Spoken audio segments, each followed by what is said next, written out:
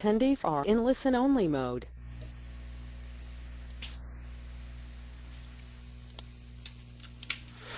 Hello, my name is Benjamin Lee, and I just want to welcome everyone. It is now 1 p.m., so we'll begin our presentation shortly. Today on March 1st, we'll have our presentation on Planners Gone Wild. For help during today's webcast, please feel free to type your questions in the chat box found in the webinar toolbar to the right of your screen, or call 1-800-263-6317.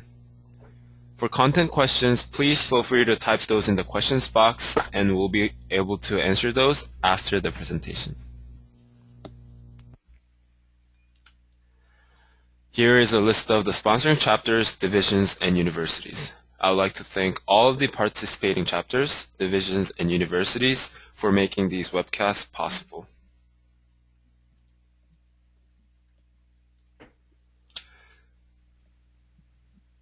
These are the list of the upcoming webcasts. To register for these upcoming webcasts, please visit utahapa.org webcast and register for your webcast of choice. We're now offering distance education webcasts to help you get your ethics or law credits before the end of the year. These webcasts are available to view at utahapa.org webcast archive. To log your distance education CM credits, go to planning.org/CM, select Activities by Provider, select APA Ohio chapter, then select Distance Education and select your webcast of choice. Follow us on Twitter, like us on Facebook to receive up-to-date information on the planning webcast series sponsored by chapters, divisions, and universities. We also upload previous presentations on YouTube.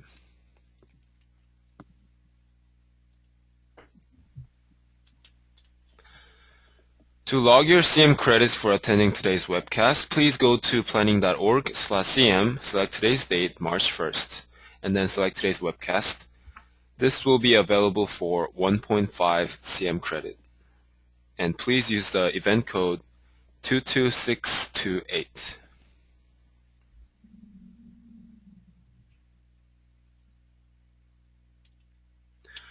We're recording today's webcast, and it will be available along with a 6-slide per page PDF of the presentation. At this time, I would like to introduce Cynthia, who will be our moderator for today and who will introduce our presentators for today. Hello? Thank you, Ben. I appreciate that, and thank you everyone for joining us. We wanted to share some information with you about how you could set up a consulting business, and my partners are going to be joining me. I will introduce everyone now at the beginning so that our presentation will be seamless. You can see the information about me up there. I am a planner who's been working on a variety of levels in both private and public sector. I have been doing consulting for some years now. I specialize in creating livable multimodal communities, and I have over 30 years of experience in planning. Next we can go to Carol. Carol Ray has over 25 years of experience both in public and private sector. Her specialty includes planning, group facilitation, ordinances and regulations, board training, permitting, code enforcement, and customer service. Prior to Orion Planning Group, of which she's a founding member, she had her own firm, Ray Consulting, and served communities in North and South Carolina. She was previously the Assistant Director of Planning and Development for services in York County, South Carolina. She is the past Region 2 Director of the American Planning Association Board of Directors, and we're happy to have her with us today. Next we have Graham. Graham has almost 40 years of experience in practice, and he's also worked both in public and private sector. He has education in planning and landscape architecture and has practiced in all three of those fields. For 23 years, he was in the public sector, first as the Chief Planner for Urban Design with the City of Dallas, and for 18 years he was the Land Use Director in Boulder, Colorado. He was responsible for a department of over 57 employees, and that included the divisions you see: planning, building safety, inspection services, GIS, and resource conservation. He has developed land use codes and conducted studies on projects in comprehensive planning, housing, economic development, and downtown revitalization, demographic and economic analysis, landscape architecture, historic preservation, urban design, and has served as an expert witness in numerous land use legal cases. He's a founding partner of Ryan Planning Group, and prior to that he had his own firm, Billingsley Consultants, in Boulder, Colorado. And last but not least, we have Joanne Garnett, who also has over 30 years of experience as a professional planner in public and private sector. And she has focused on issues relating to urban, rural, and regional planning, including comprehensive plans, master plans, community development, and alternatives analysis, housing assessments, land use research and analysis, transportation assessments, trails and pathway plans, zoning, subdivision regulation, and growth management strategies. She is also past president of the American Planning Association and has over the years served our profession in a number of roles. She had her own firm prior to becoming a founding partner in Orion Planning Group, Adobe Plans, and she is in Sheridan, Wyoming.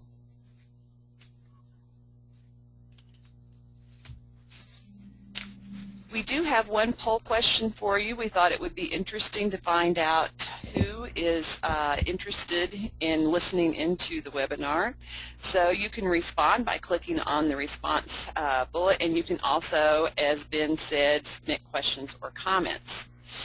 So we wanted to know whether you are currently a public sector planner but interested in being in the private sector, if you're in the public sector and do consulting on the side, or if you are a consultant in a large firm or a consultant in a small firm. Those of you who have studied planning history know that planning started off largely as a private sector function and is now largely a public sector.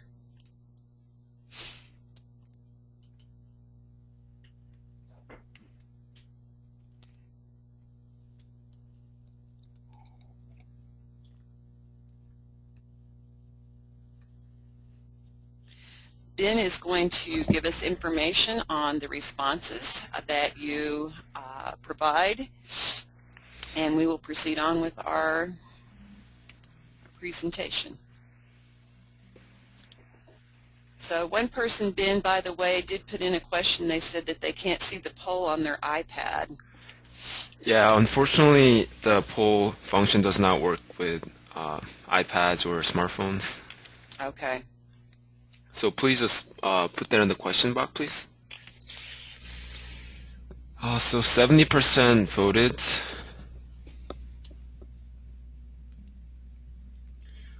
We'll close in a minute.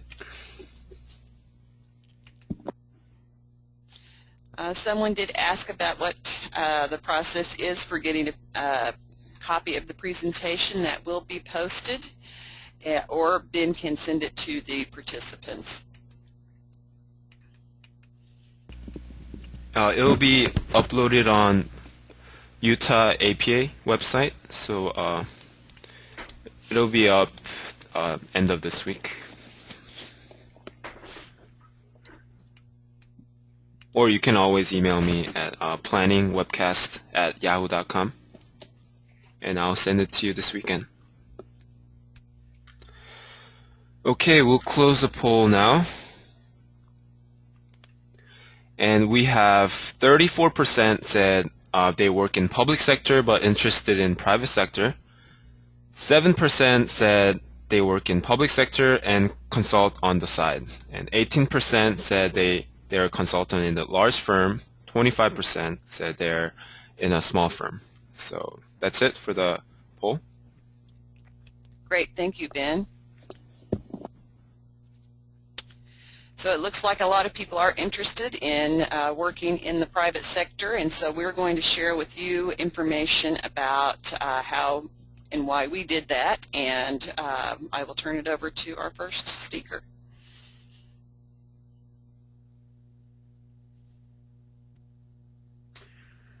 Thank you, Cynthia. We've answered a number of questions about the firm. Figured that was a good way to start. What we are is a very broad-based planning firm, broad in a number of senses. We're 3 women and 3 men, and Carol talked a little bit. We're a women-owned firm. We have a broad range of skills. Most of us have couple decades at least of planning. One of us, who happens to be speaking at the moment, has about 4 decades.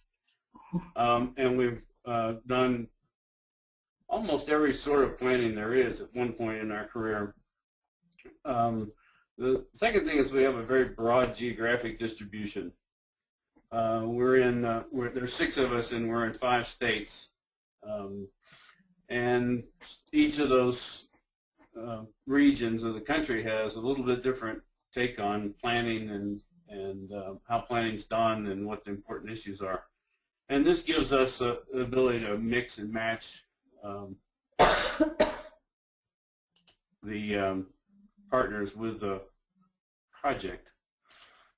The why is each of us have a different reason for forming it. Most of us didn't want to go on our own, and any of you that 20-some% who are in a small firm, I think, probably can understand that.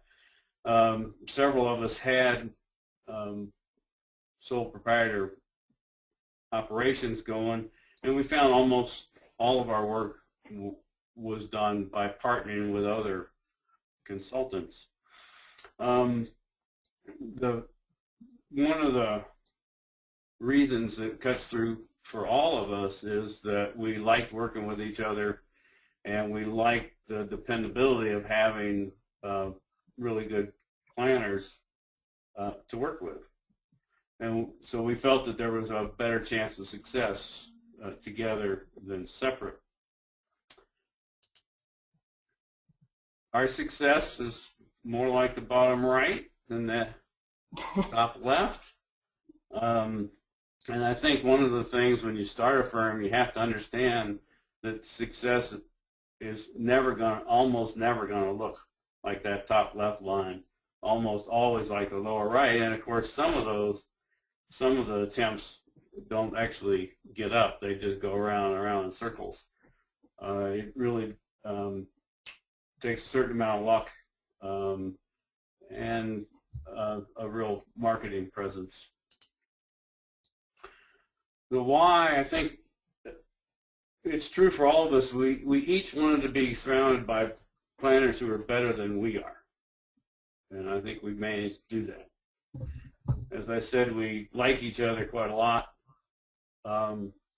and wanted to work together. Now, several of us, Joanne and I had done some consulting together. Bob Blanchard and I had done some consulting together.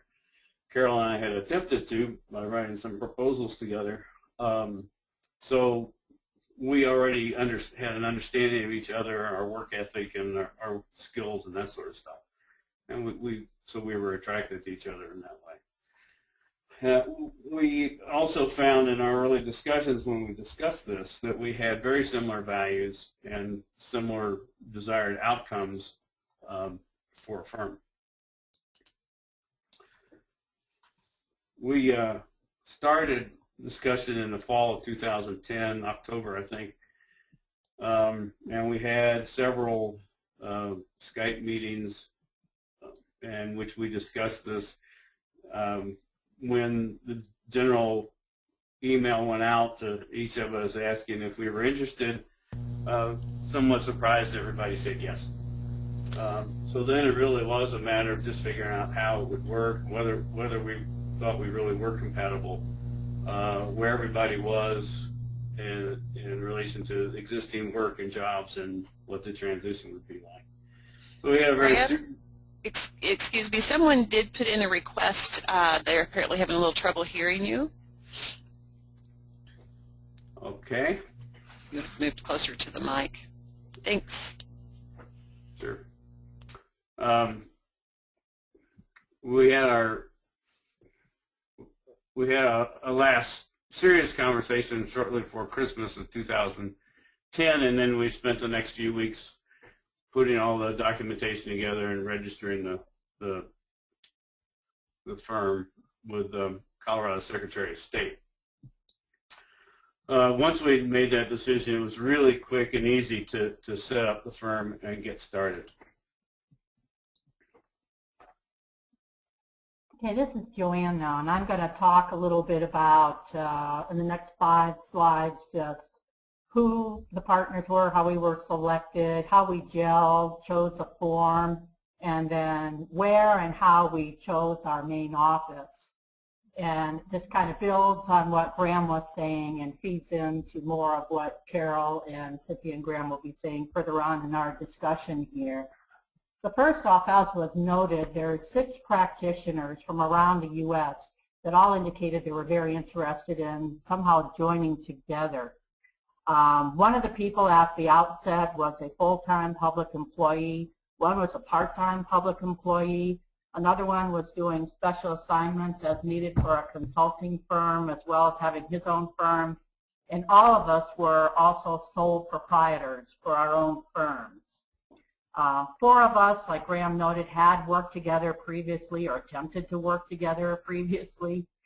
But the bottom line is we really wanted to keep this at a fairly small number, making it more manageable for us as we were trying this new venture and making sure that it was really going to be feasible. So the next slide. Sorry. How we gelled. First off, we have significant APA and AICP connections. All of us were former APA chapter presidents. Some of us had overlapped in our terms. Everybody had national involvement on committees, task forces. We had people that were on the APA board and people who had been on or are on the AICP commission. And as Graham noted, we found that we had like-minded philosophies, both about APA and planning. Not necessarily about politics, but we do have it for where it really matters for us mostly, which is the planning and the APA side. And again, most important of all, we enjoy each other's company. And I think that camaraderie and the friendship is what we always have at the end of the day. Some of the 6 of us knew each other better than others, but all of us knew one another by reputation. And the reputation was good. So that was all well and fine. All of us, I think you would say, are curious people. We like challenges. We love our profession. And all of us have given back to our profession, whether as speakers or trainers or participants on webinars such as this. What we also found is that we all preferred working with colleagues on projects rather than going the what I would call the Lone Ranger route. And it made a lot more sense for us to gel together to maximize the results by forming as one firm. We did have success as sole proprietors, but it was limited. And we really believe and we have found that we do better by joining together. Next slide.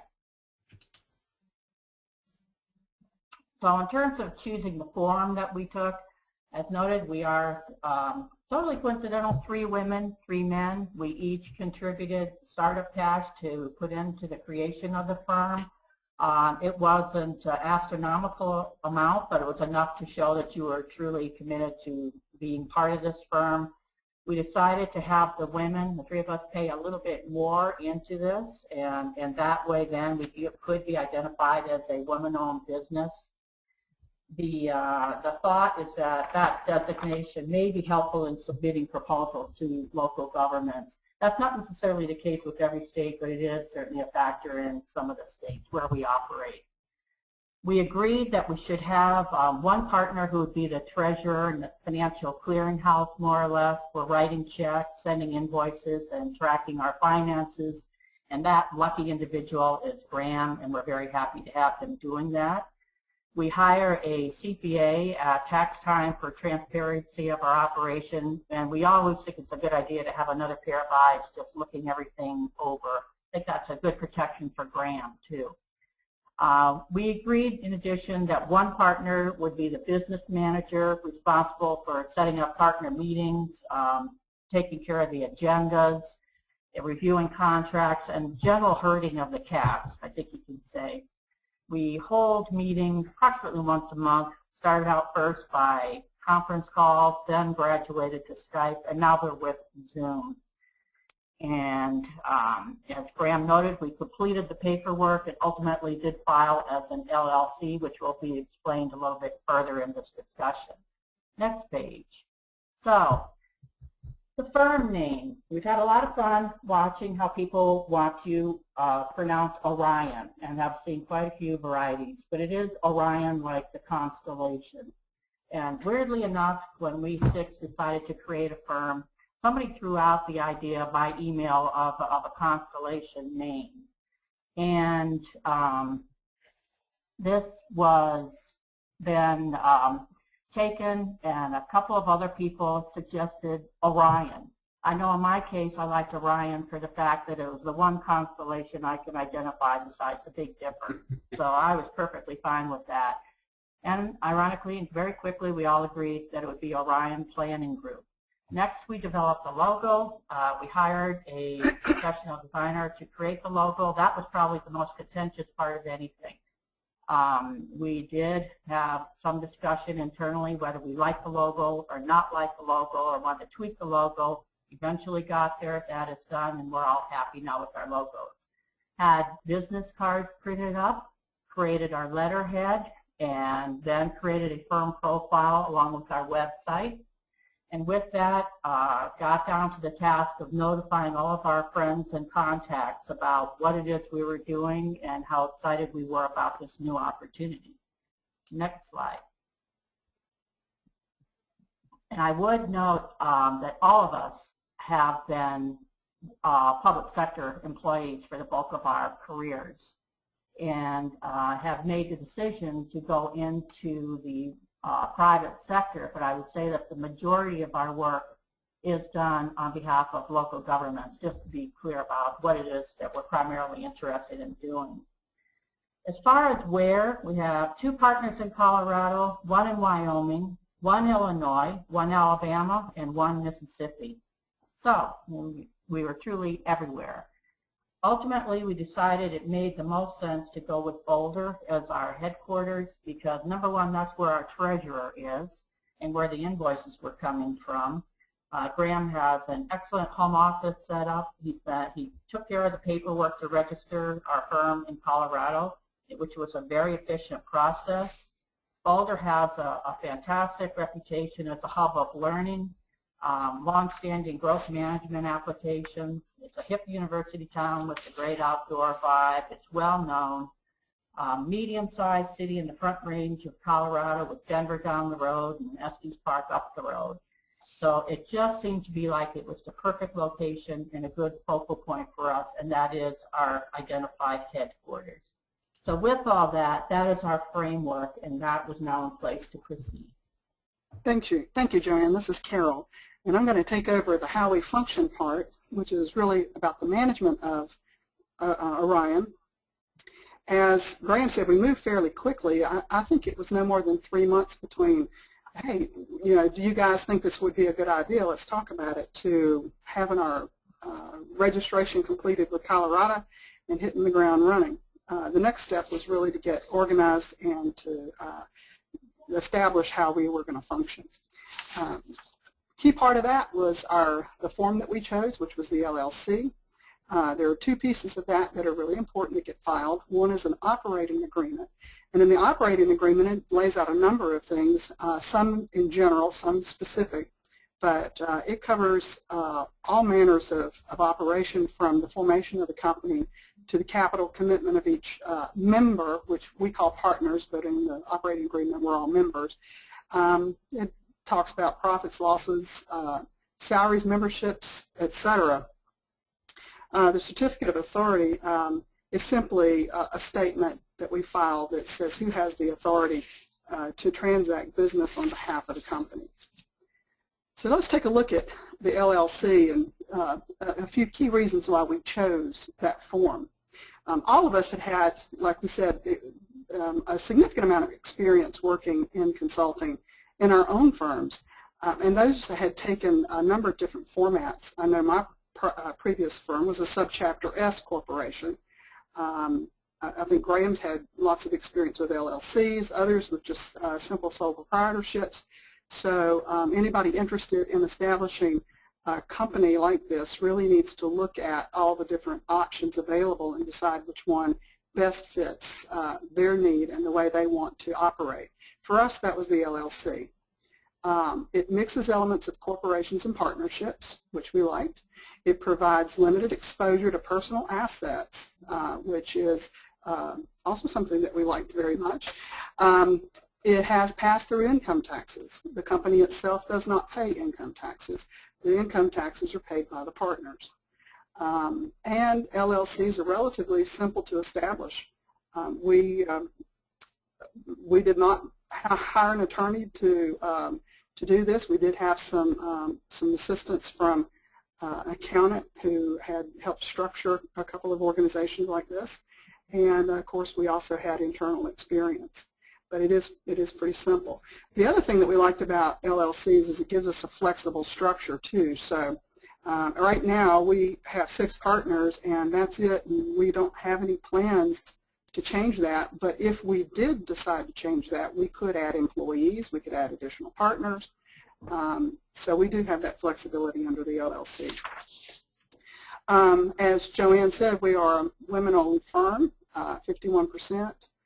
We meet monthly with face-to-face meetings, with a face-to-face meeting annually. The monthly meetings are remote. We do operate very much in a virtual office environment. 5 of the 6 partners use home offices, which I think we find very effective. Managing partner and treasurer are key positions in the company that help keep the day-to-day functions working and keep those, especially the treasurer, keep those paychecks coming. Next slide.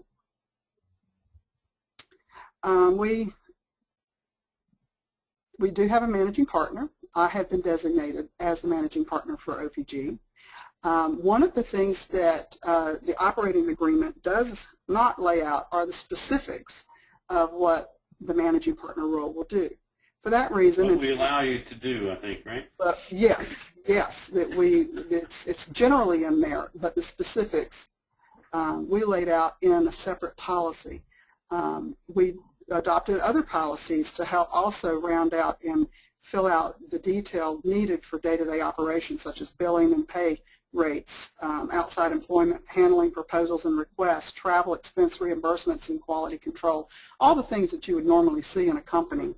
We do have in some form or fashion. The duties as determined by the partners for the managing partner include the ones you see on your screen. I did put a note at the bottom that the managing partner can delegate and actually does delegate.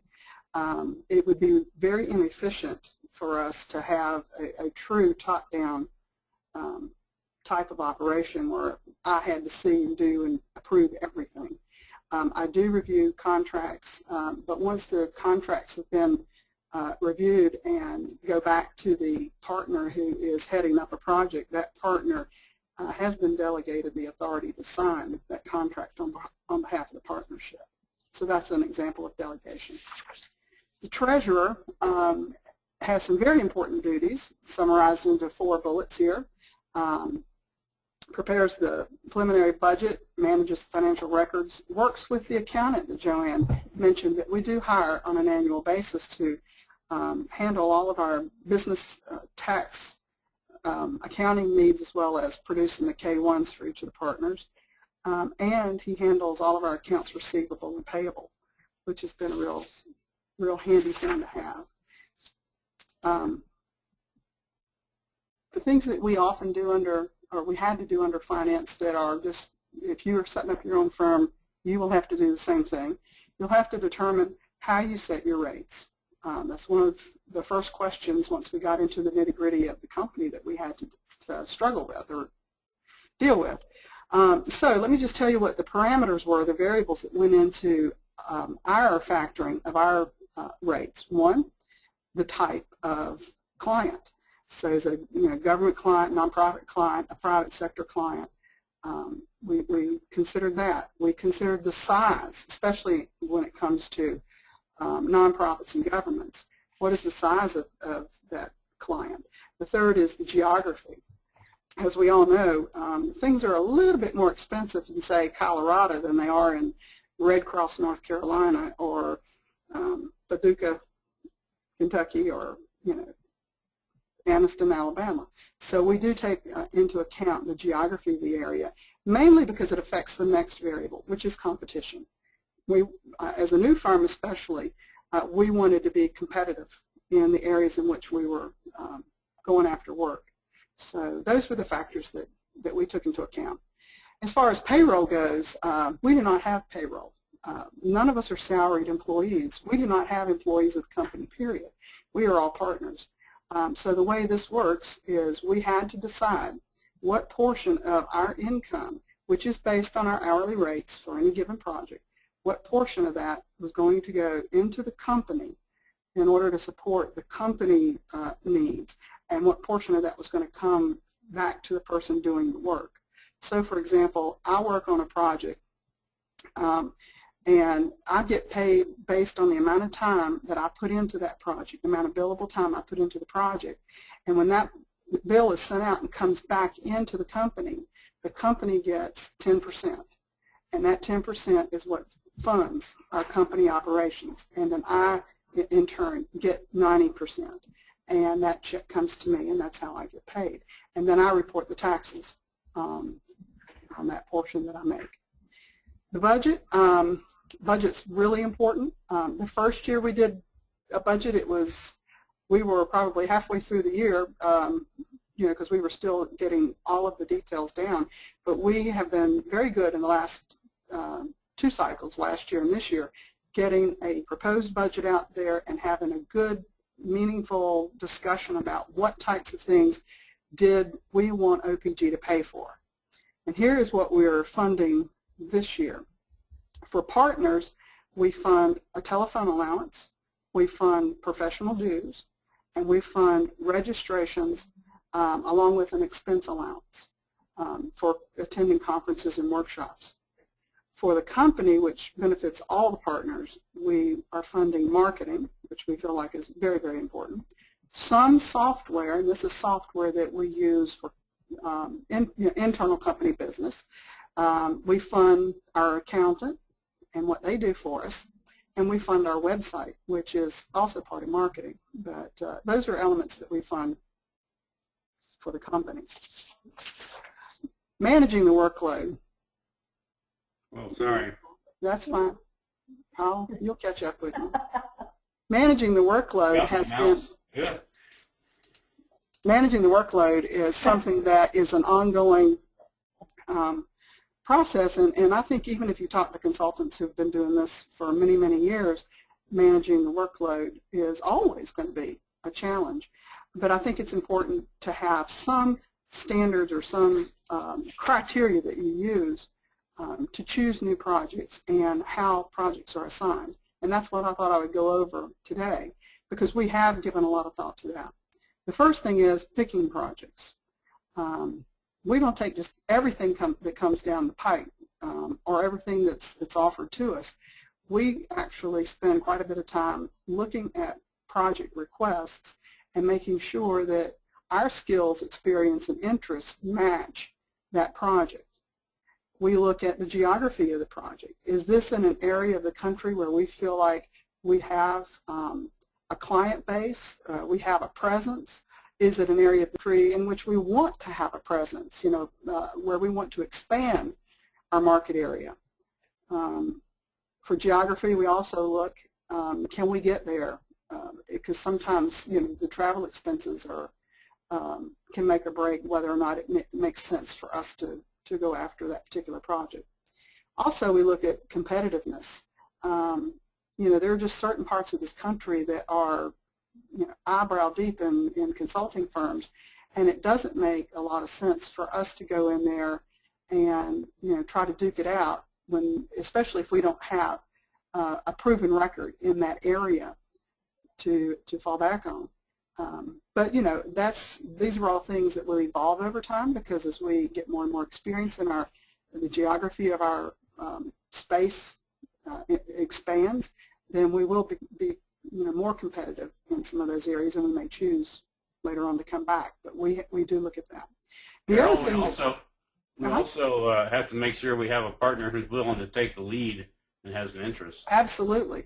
We look for somebody who has a passion for that project, and then they have to take that lead. Now, that doesn't mean that they are necessarily the overall project lead, certainly not at this point, and I'll talk a little bit about that in a minute, but they are the OPG lead.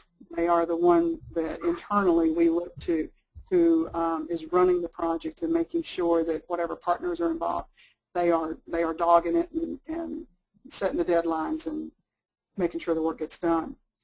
The other thing that we look at is minimum dollars, because we do have to be concerned about that. We have actually seen projects. It's frustrating, and Graham will talk about this a little bit later, but it's frustrating that so few proposals come out with giving us any idea of what the dollars are for the project.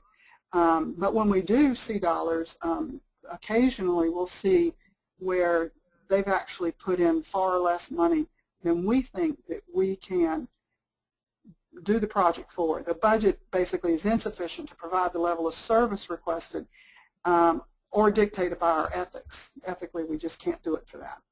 We wouldn't feel good about it.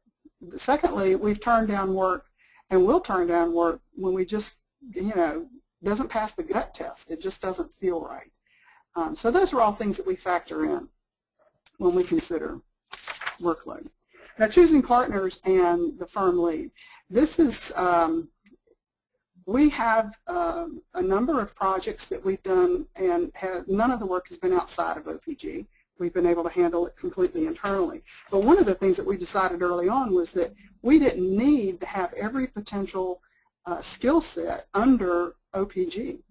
There are some really good consulting firms out there who specialize in market analysis and sustainability and landscape architecture and you name it, that we would love to partner with and have partnered with on projects. And we feel like that's the best way for us to maximize what we can bring to a project and maximize what the client can get from a project. So when we take a look at a project and we identify the skill sets and the experience that's needed for that project, we start identifying partners, firm partners. So again, we look at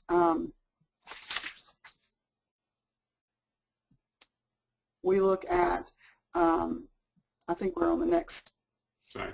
Yeah, thank you. We look at skills needed. We look at the workload. Is there, do we need, perhaps it's a type of planning project that the OPG planners could very easily do because we have the experience and the knowledge, but we simply don't have the hours, and so we might augment our staff through contracting with another firm. Experience and competitiveness. Perhaps another firm actually has more experience, or they're in a particular field, or they are more competitive in a particular geography and can bring that to the table. This, by far, not the least thing we look at is, are the people in that firm fun to work with? And that's increasingly more important. We want to work with people that we enjoy working with. And that we look forward to working with again. So we do take that very seriously. In choosing the lead firm, we look at who has the time, who makes the most sense. If it's a downtown planning project, for example, there's a firm that we frequently partner with, and that's pretty much what they do. They specialize in downtown planning. And so on those projects, we typically let them take the lead on those, and we provide the support. But this is always on a project-by-project basis. The other thing, the final thing, is the budget dollars, because everybody who wants to be involved in this project has to it's got to be worth it to them for the dollars. We don't mind sometimes eating a little bit to gain experience where we lack it, but we all have to eat, so we want to make sure that the dollars are worth it. We can go to the next slide. We could not survive without technology. We are a cross-platform office. We run Windows and Mac, and for those of you who've never worked in a cross-platform office and who might have some trepidation over that, I can assure you we've only had a few issues, and none of them were big, where it caused a little bit of a wrinkle, never a real problem. So I wouldn't say I wouldn't let that stop me at all from mixing computers and platforms. We use laptops, iPads, and smartphones to stay in contact when we're in and out of the office. And each partner is responsible for maintaining basic computer and software assets. So when I got a new computer and updated my Microsoft Office suite a couple of years ago, that was all out of my pocket. And that's the way we are still operating. For the types of software that the company purchases, we use, as I think Cynthia or Joanne said, we started with a conference call. We went to Skype, and although we liked Skype, we liked some things about it, it became somewhat unstable. We started having more and more glitches where it would shut down on us. So we skipped over to Zoom, which was pretty new at the time. And we've been very, very pleased with Zoom. Unlike Skype, you send out email invites, and it's pretty slick. Both have screen share ability, which has been great for us. I believe they both now have recording. So if you have to record a meeting, that works really well. Day to day, we use basic Microsoft Office products, but the company did invest in Adobe Creative Cloud. If you have been interested in getting into InDesign, Photoshop, Acrobat, Illustrator, virtually any of the Adobe Creative Suite programs, they now offer those online for some amazingly low prices. So for example, for OPG, because we already had copies of InDesign and Illustrator and Photoshop, etc., we were able to work out a deal where for $49 a month, all of our partners can have access to all of the Adobe Creative Cloud products.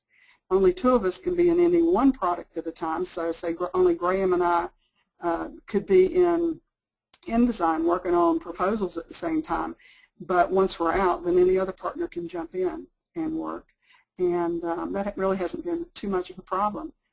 But that's about a $3,000, $3,500 suite of programs that we have access to for a fraction of that. We use Dropbox as our company server. It works like a folder. If you save short types to your desktop, it works just like a folder on your desktop, which can at times be tricky and hard to get used to, since just like a desktop folder, if you pick something up and move it, it's gone, it's moved. And we have had to learn not to do that from Dropbox so that files don't disappear on us. But it works great. It provides automatic previous version backup, and I mean, we can usually go back 10 versions on a document. So if we've been working away and decide that, somebody says, well, what was that previous language that we were considering? Well, we can go back in our previous versions in Dropbox and dig it out. Support from Dropbox has also been good, as it has from Zoom. So we've been pleased with those. Business development. When I worked for myself, this was my least favorite thing to do. As I told my partners, I found it very awkward to go out and market me. But I can market my 5 partners till the cows come home. I thoroughly enjoy these partners and have the greatest respect for them. And I'm enthusiastic about the marketing strategy, and it's been a real breath of fresh air to me to get in and be able to do this and assist the partners with marketing. Our marketing strategy, bottom line, I think the most important thing, meet and greet. personal contact. We don't think anything takes the place of personal contact.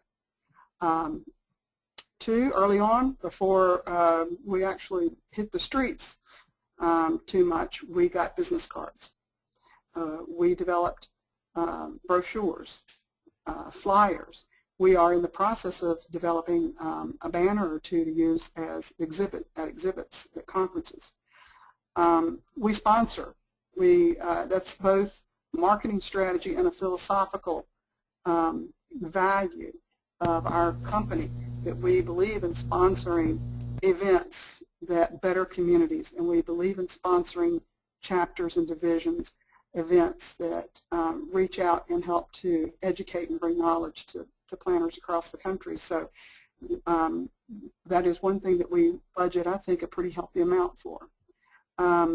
We also send out an annual letter. We did our second one this year, and that's we try to make it pretty light, but it does get into some of the detail. It gives you an idea of what OPG does, the types of work it does, and a little bit more about the partners. And then, of course, there's our website, which is an important part of our marketing strategy. And our philosophy there was to keep it simple. You know, we are continuing to upgrade and update and you know, try to provide some more innovative web pages, but you know, we really felt like if the basics were there, then we were good to go and we could work on it as we went. That's been our philosophy. We have a list of preferred partners, and these are not OPG partners, but these are partner firms that we will be our go-to people.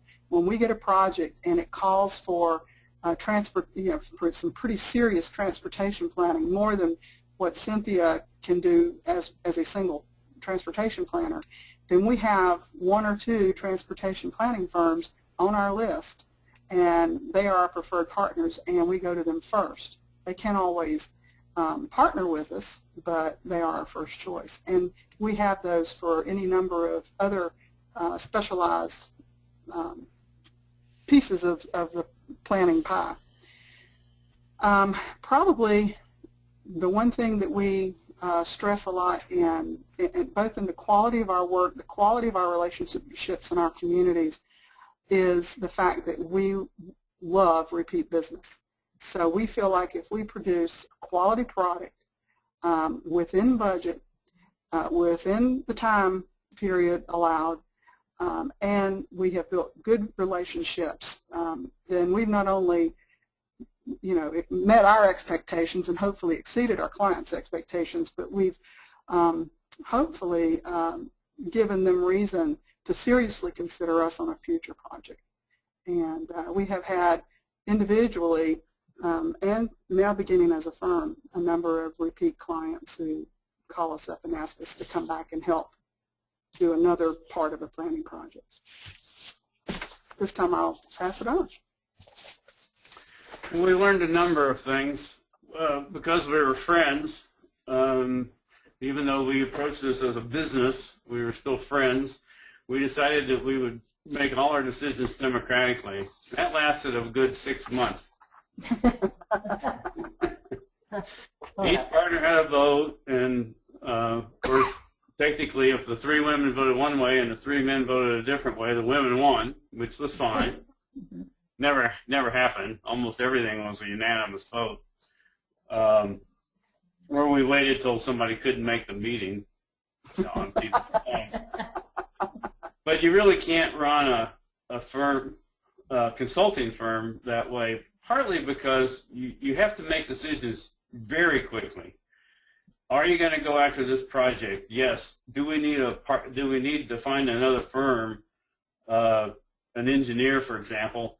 If so, you really have about 24 to 48 hours to line that up before, if they're a good firm, before they get taken by somebody else.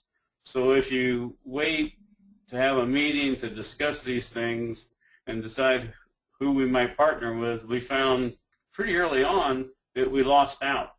So, and it wasn't just those kind of decisions, but a number of decisions. So then we gave Carol more responsibility. We gave me a little bit more responsibility in the treasurer area, that kind of thing. The other thing is that we knew what we could do, and we would see an RFP or an RFQ for a particular project and say, well, we can do that. We've done that a number of times. But it turned out that they didn't know us that well in the market area. Now, somebody in every region of the country knows at least one of the partners, it seems like, but it's different than when you're trying to market your firm. So we learned that and reduced it because it was a waste of our time to write proposals that we really didn't have much chance to get. So now we concentrate on those that we're fairly certain we can get, we should be able to get an interview for. You never know about the actual job, but the goal is to get the interview. We think once interviewed, we'll get the job. We also learned how important sub-consultants are. And Carol talked a bit about that, and we came up with this idea of the preferred partner. So when we needed a project needed economic development, we knew who we were going to go to, and it was sort of a first refusal relationship that we have with them, and they do with us. And so that's worked out quite well. Also matching our skills and strengths with project requirements, which we really did right at the start, but then we discovered that the nuances of some of the requests for proposals were such that we needed to be able to bury them with our skills and strengths on the things that they thought were important.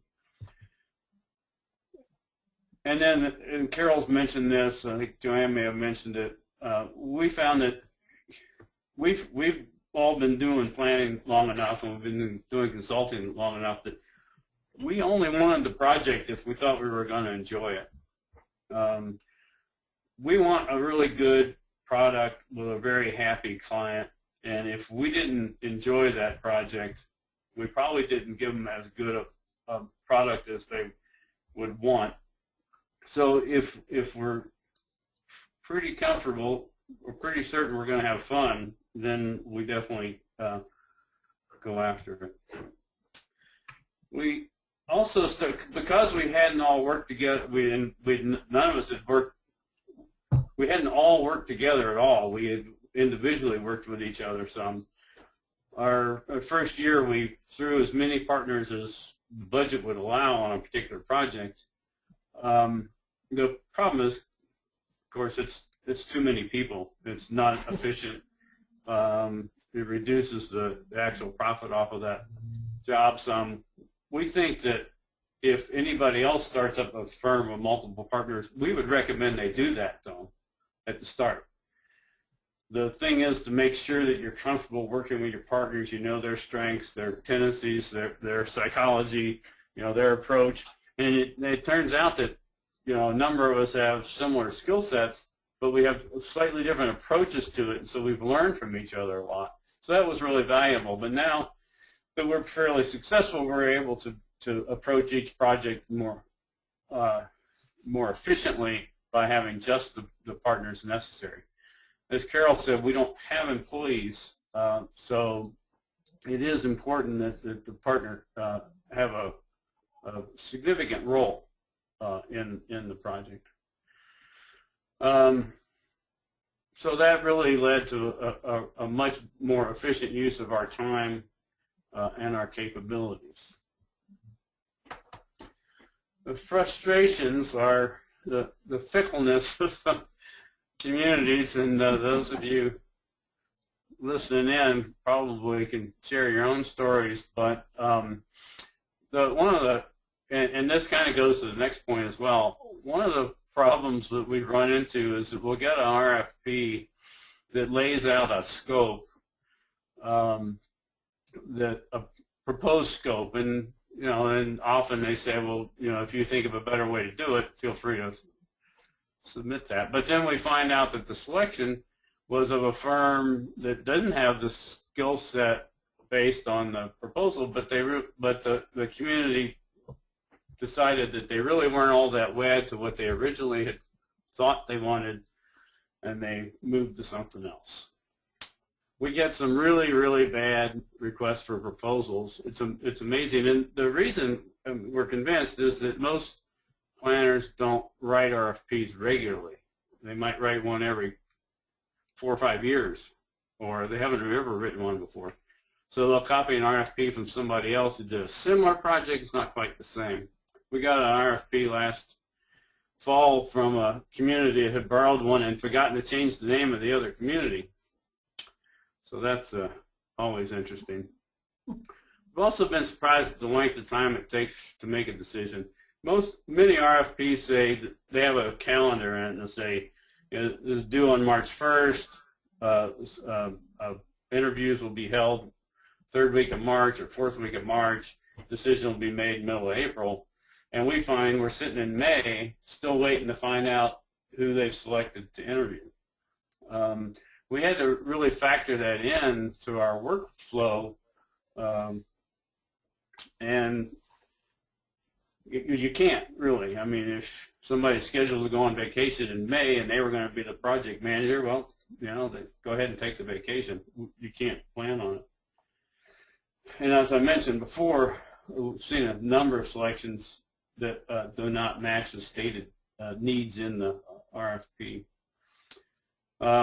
We've had some other situations in which we got hired and the staff or leadership of the project with the community change. We had one last year in which the community development director and the planner, and there were no other planners in the community, both left the 2nd week of a 12-month project. So those kinds of things are really you got to figure out how to roll with that.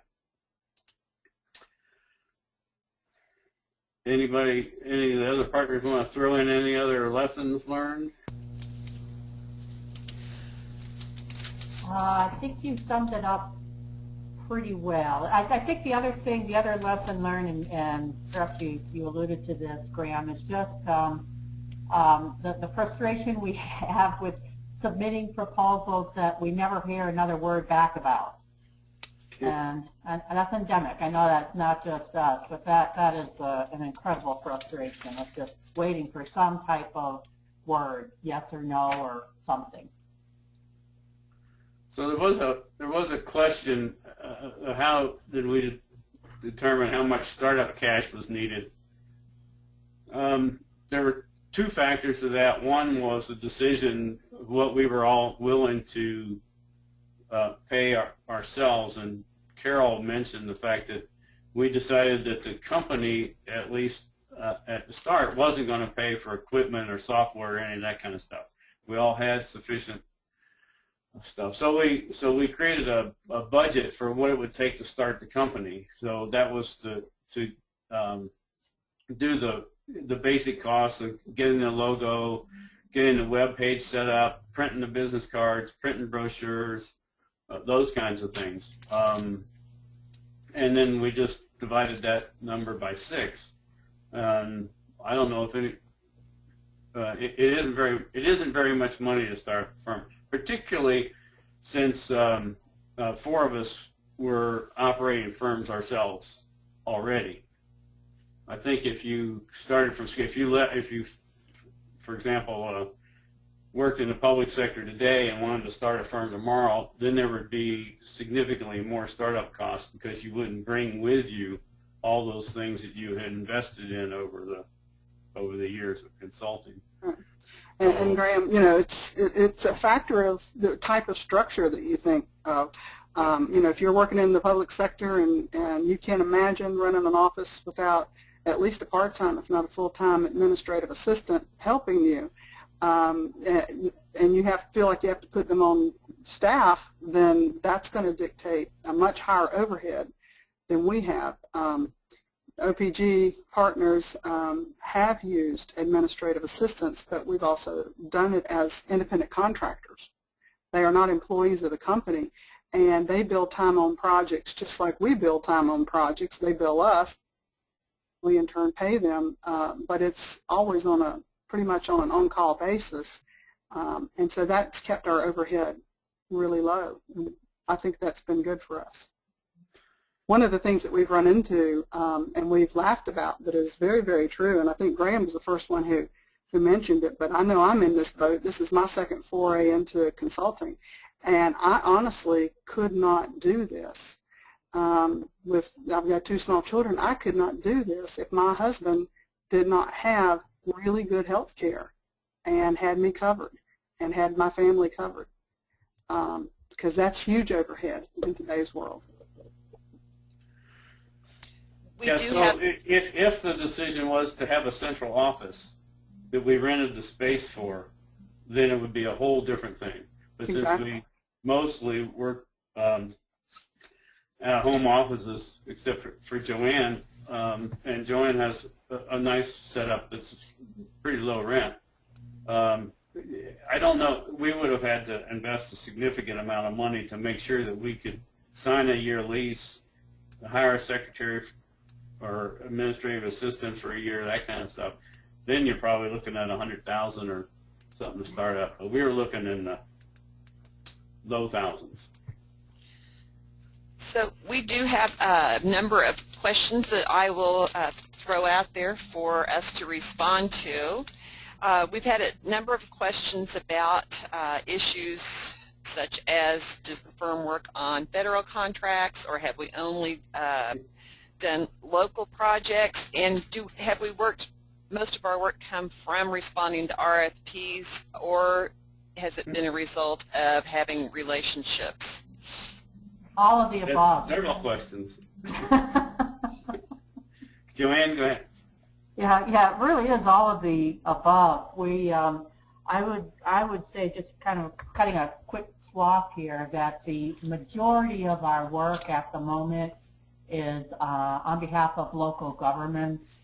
All of our backgrounds are preponderantly in local government as planners, so that does come through. That said, we've done work for institutions such as the Hanford nuclear site, for AT&T and other private entities. And then I forget what the next one was. Question. What's part of that question, yeah. Yeah, just the question about whether or not most of our work has come from responding to RFPs. No, actually, yeah. And I don't think any consulting firm anywhere would say that most of their work comes from RFPs. It's word of mouth. It's word of mouth, follow-up work, that kind of stuff. The RFPs are important. Those are generally the bigger ticket projects. The ones when, some town calls up and says, hey, can you do this for us? That might be $10,000, $15,000 project. RFPs are $100, $150 or more, many of them. So it's a different thing. So I don't know. I'd say less than half of our work's from RFPs. Yeah. And even those, Graham, wouldn't you say even those, many of those do depend on the network and the relationships that we've built in the area. I know in North and South Carolina that was has been significant. It always helps. It always helps if you're if you have a good network. That's one thing I usually tell planning students when I go and visit programs, is that don't undervalue the network, because you can see your credentials on paper and they might look really good, but how is that person going to be to work with? How's that person going to be to deal with on a day-to-day basis? And I think those relationships that we have where people they know they're very comfortable working with us on a day-to-day basis, it makes a difference. I think it really does. I think one thing, though, I've learned in doing this is to never assume I have an in because of where I am, because I usually don't. And yeah, it's highly competitive out there, and I'm very clear with all of our prospective clients that may be friends as well, that I understand the nature of the business, and while I certainly hope we're hired, I understand that sometimes that's not going to happen. The point then is that I want a good understanding of why we did not get selected, so we are the next time. And for every one of those, we do, like Graham said, we've actually had some projects that we've responded to the proposal, and we've been given the project without an interview because they're very comfortable, and this is how they want to go, and that's the end of it. So, and that in that case, they did know our reputation and have some connections that gave them a high comfort level to just go with us. It's always nice to respond to an RFP in a community you've just finished a project with, because right. you know they know you. And well, yeah, again, when the credentials are equal and the proposals are equal on their face, what can make a difference is your reputation and the fact that they know the type of work that you do and how you are to work with. Mm-hmm. We've had a couple of questions too about what kind of insurance we have, about liability, errors, and omissions. Well, we have a number of local governments. They require liability, professional liability insurance. Although you can't, it's hard to find an attorney that says that they've ever had a case. Planners don't get sued very often, because we're not doing life and death stuff. But anyway, we do. So we carry $1 million in liability insurance. And one of the startup questions was health insurance and all that kind of stuff. We weren't at the point. We still aren't quite at the point where we can afford those kind of benefits. We're hoping that we'll get there. But the personal insurance we don't cover. Right. We've had some questions. I think people are curious about how we manage workload and what the benefits of having a partnership in which we are not in the same place is. And I think that perhaps it wasn't clear that we spend a lot of time working together on these things, even though we're not in the same location. Well, of course, when we have a project in which there's multiple partners, then we work together on the site. Yeah. Two of the administrative assistants I've worked with as independent contractors, of those two, neither one of them lived closer than an hour and a half away from me. And this was when I was with Ray Consulting. I had a project doing a major edit on an in-house plan, and the woman that I worked with as an editor, I still to this day have not met her. It's amazing the resources that are out there in the virtual community and how easy it is now to work in a virtual office environment and how much you can get done, and you do build camaraderie, and you can be very productive. And Dropbox has helped tremendously in that, I think. One of the benefits. Yeah. Joanne and I will email 25 times a day on something. Yeah. Bob Blanchard and I in particular often will have a Zoom meeting a couple of times a day on projects we're working on. So, getting up from my desk and going down the hall to meet with them, it really isn't much different. It really isn't. It was very efficient, I think.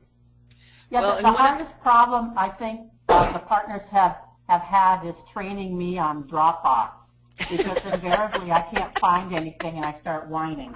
But it's getting better, and they are, all of them are right in their pronouncement about Dropbox. It's highly efficient for us to do a draft, whether it's a proposal, a portion of a plan, a project coming up. We save it on Dropbox, and each of us can take a look at it and provide our input, add to it, augment it, make it better, and it just works out as a much better product in the end. Very, very cost efficient tool. The other thing I was going to say that I think we probably haven't said is that having partners means that if one of us has some sort of personal issue that comes up, a death in the family, an illness, or something like that, we have people who can step in and take over for us. When you're a sole proprietor, that's not really an option. Yeah.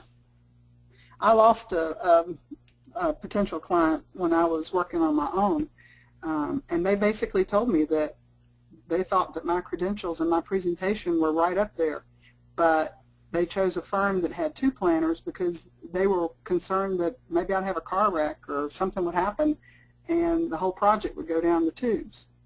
Now that wouldn't have happened because I had other stop gaps and safety measures in place, but they didn't know that. And so having those partners, as you say, Cynthia, can be very important. Yeah, we've had a number of questions to people asking about how much experience we think is necessary to start a firm and a number of things along those lines. And I think it would be hard for us to say what is best for other people in terms of making those decisions. But I thought I would throw that out there for you guys to address.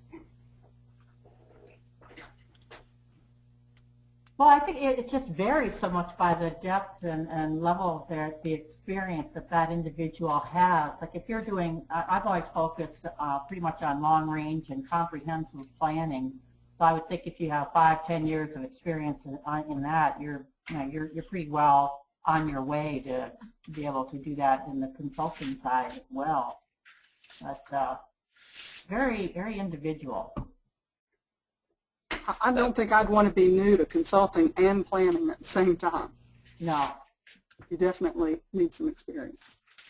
Yeah, and I think you need the network experience so that some people have had opportunity to see how you work and you can bring that forward as part of what you were packaging. We had one question they asked us, what do we argue about the most? I thought that was entertaining. Who's going to help Joanne? Dropbox and that Creative Cloud thing. Yeah, we really haven't had We haven't, not yet. arguments. No, in that sense, there have been issues or problems that have arisen, but as a group, we have approached solving those problems, not trying to figure out who was to blame, or, you know, it was always a very constructive approach to addressing whatever came up. Well, we blame each other all the time and laugh about it, so that helps. And we have learned we have different styles in some of our approaches of writing and thinking and definitely timeline. I think it's been a really good learning curve, but what we found in the end is we, number one, still like each other quite a bit. We're learning from it, and I think we're coming up with a much better product. Yeah, agreed. Yeah. We've had a number of people ask for further information about taxes and how we handle the 10% that is the company's, and so I will let you, Graham, take that one. Well, I'm sorry, I was trying to get to the end. I do all the invoicing, and I receive all the checks.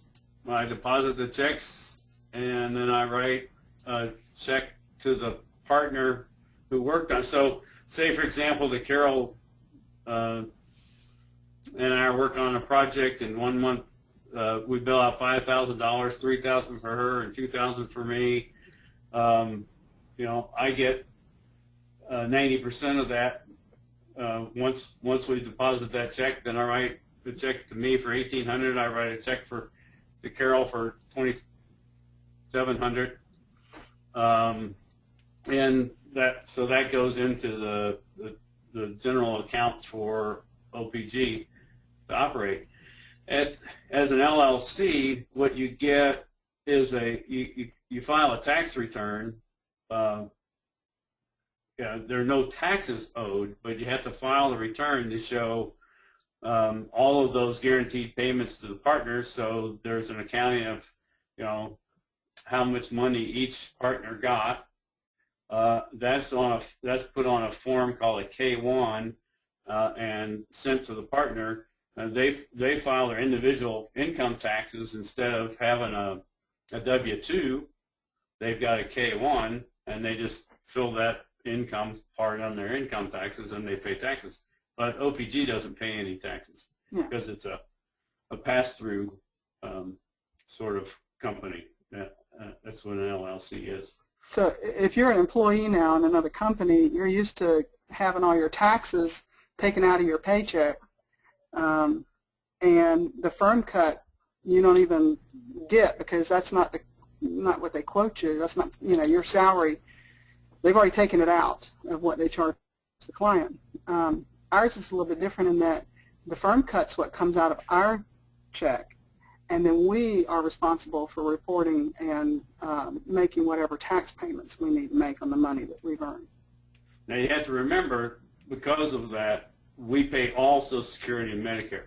Yes. The company doesn't pay any of that, so we're paying a 15.2% every year in Social Security and Medicare, whereas an employee of a company that gets a regular paycheck, the company's paying half of that.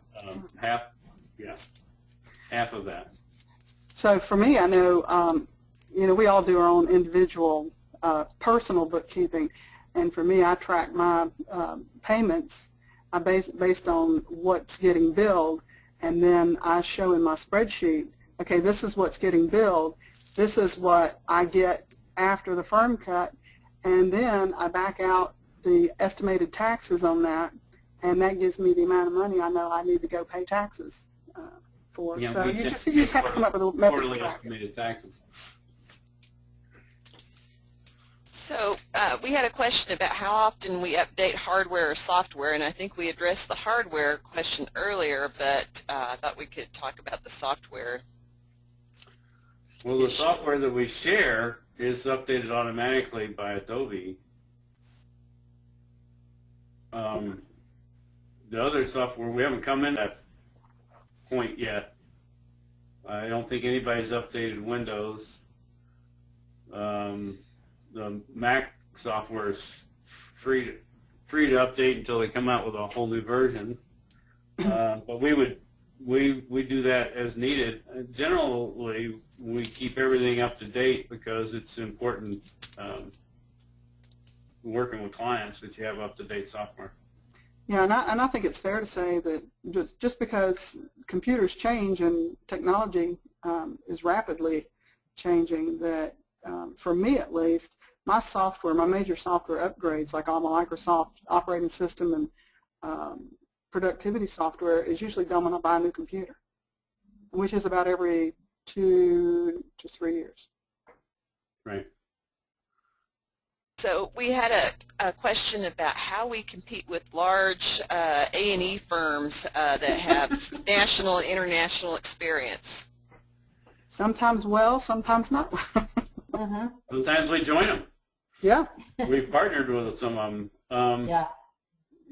Well, Yeah. generally and we've got probably, you know, we've got international experience, the Middle East and stuff as well, but generally we compete by saying that you hire us, you're hiring the people you're looking at, we're the partners. We're not a big company with a marketing, well, with a whole big marketing wing and all that kind of stuff. We compete because usually we know the people or the town or the region really well. We know the local issues, and we provide personal service from us individually, and not a staff of interns and young planners. We have nothing against those, and I've had many working for me over the years. But we like to be able to provide the product that we know individually we can each give, and so that's our competitive advantage if we're in a situation in which that makes a difference. Yeah, and I think that the fact that we all have a significant amount of on-the-ground experience working with and for local governments on the payroll of cities and counties, states, regional agencies, gives us a perspective that some of the folks working in the bigger consulting firms don't have. So, for example, if somebody hires us to write a code, we know what it's like to stand at the counter and have to explain to a very irate citizen what they need to do in order to get their permit to expand their garage, or alternatively to stand in front of an elected board and justify why a procedure or process is used. So we're very sensitive to that. So we think that makes us more marketable. If we had questions like how do we handle GIS work, because they noticed we didn't include that in our list of software, and I think that's a good example of ways in which we partner with firms who have other specialties. Well, we actually do have an ArcInfo license. Bob Barber does it, but right. He's not as proficient as somebody who's dedicated to it. But we have a firm that we use, that we partner with for any GIS work. If it's extensive, right? Well, yes, even we've got another one we use up out of Bozeman too. So we've been able to find really good resources for that. That's one of those areas where they're highly specialized, and they do great work, and it just makes no sense for us to try to duplicate that under our umbrella. I agree. Mm-hmm. We also had a number of questions along the lines of, what do we do about partners who want to work part-time, or when we go on vacation, how do we handle that? Not allowed. We don't let them go on vacation. No, actually, each partner is in control of their workload to the extent that any consultant can be in control of their workload. So when we're putting out there, we're working up a project calendar, for example, hopefully you know well enough in advance what big things you might have coming up that are going to knock you out for a week here or a week there, and we plan around them. And we have the master calendar in right. Dropbox. We have the master calendar in Dropbox so we can see what's going on. And one of the beauties of and banes of our virtual office is that I can do work and have done work from Maine to SeaWorld seamlessly. Clients don't know. They didn't know I was sitting at SeaWorld talking to them. Well, except for the barking seals in the background. But sometimes you plan a vacation, and it turns out that, and you're one of the 2 or 3 partners on a project, and it turns out the only time it's going to work for public meeting is during that time you're on vacation. You're just out of luck, and you're not billing for that time, so you lose money, and that's fine. We're all comfortable with that. We think vacations are important. But that's where having multiple partners helps.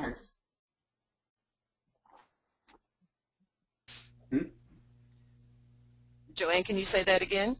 I said that's why we all join together as partners. Right. Yeah, that's right. We had a question about the ratio of our time, the percentage of our time that's spent looking for projects, doing proposals, as opposed to billable hours. Oh, brother. It's way more of we try not to keep track.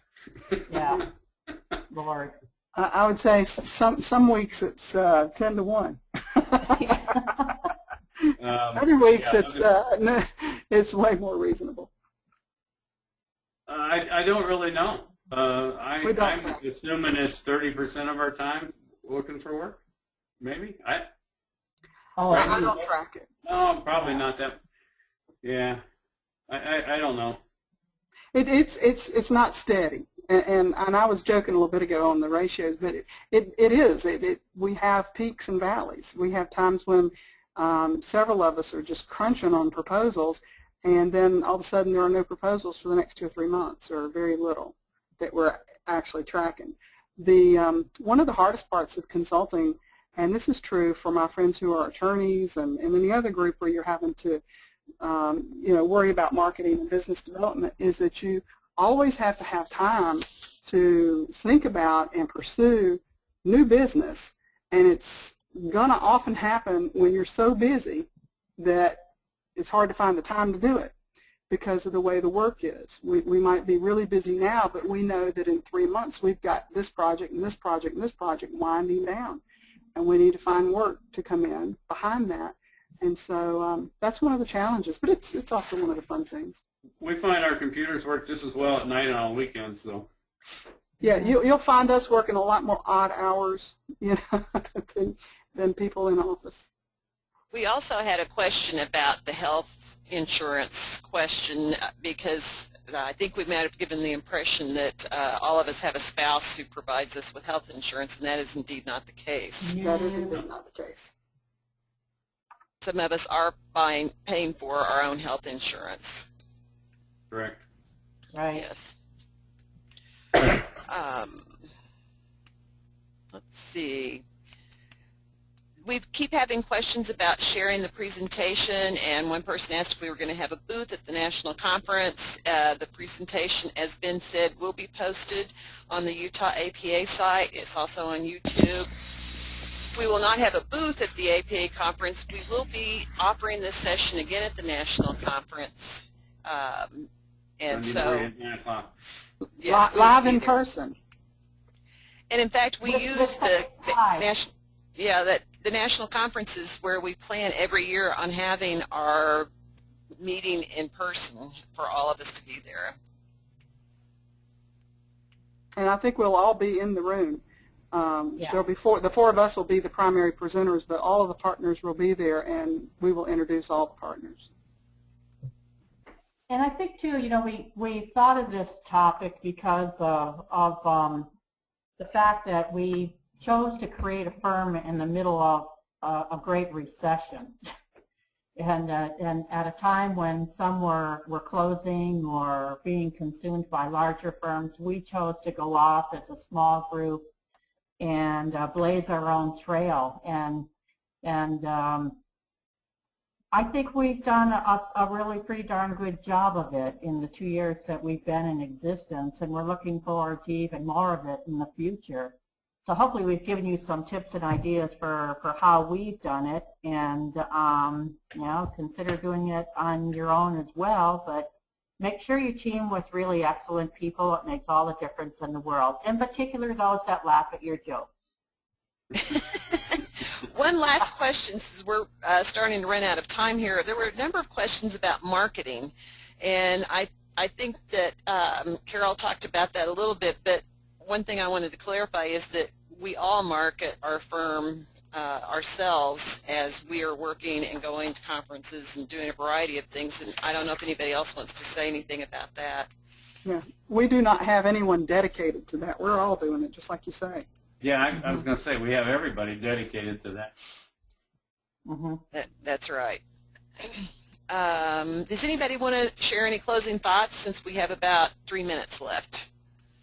I did my philosophical part.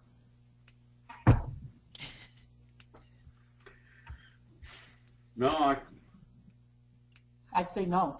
no. All right. This was enjoyable. Thank you, everybody. Thank you all for joining us, and we will be providing this information. Ben's going to wrap it up for us here, but we appreciate your questions and interest. All right, thank you for the great presentation and answering the questions for us, Cynthia, Graham, Carol, and Joanne, and we really hope to see you again. And this concludes today's session, and I want to thank everyone again for attending. For further questions regarding the presentation, please contact the presenters. And if you have questions regarding webcast series and logging in CM credits, please contact me at planningwebcast@yahoo.com.